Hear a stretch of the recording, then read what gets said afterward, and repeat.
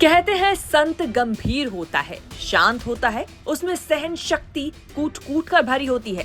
लेकिन अगर आप इन तलवारबाज संतों को देखेंगे तो आप संत की परिभाषा ही बदल लेंगे, क्योंकि धर्म नगरी हरिद्वार में इन संतों ने काम ही ऐसा किया है। हरिद्वार के संतों के बीच ये विवाद निर्मल अखाड़े का है और यहाँ एक पेड़ काटने को लेकर संतों के दो गुटों में विवाद हो गया। फिर गहमा गहमी इतनी बढ़ गई कि दोनों पक्षों ने अपनी अपनी तलवारें बंदूकें निकाल दी। फिर क्या था, साधुओं के इस अखाड़े में देखते ही देखते बवाल मच गया। अब आप इन तस्वीरों को देखिए, इसमें आपको तलवार हाथ में लिए लोग दिखेंगे। नहीं, लोग नहीं, संत दिखेंगे जो एक दूसरे को मारने पर उतारू हो गए हैं। और इन्हें देखकर लगता नहीं कि ये साधु साधना भी करते होंगे। लेकिन ये सब छोड़िए, अब आप इन संतों की जंग पर पुलिस क्या बोलती है वो सुनिए। अंतर्गत निर्मल अखाड़ा की एक शाखा स्थापित है। उसमें कल पेड़ों की कटाई को लेकर के कुछ झगड़ा हुआ।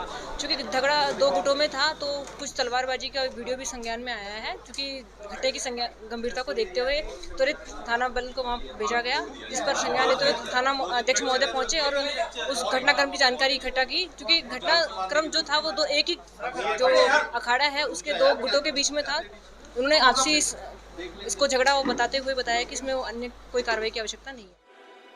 वहीं जब हमने इन संतों में हुए घमासान के पीछे की वजह जानने की कोशिश की तो पता लगा कि निर्मल अखाड़े की जायदाद को लेकर अखाड़े के संतों में यानी दो गुटों में लंबे समय से विवाद चल रहा था और दोनों पक्ष एक दूसरे पर आरोप लगाते रहे कि अखाड़े की जायदाद का गबन करना चाहते हैं। ऐसे में अब यह छोटा विवाद भी बड़ी जंग में तब्दील हो जा रहा है।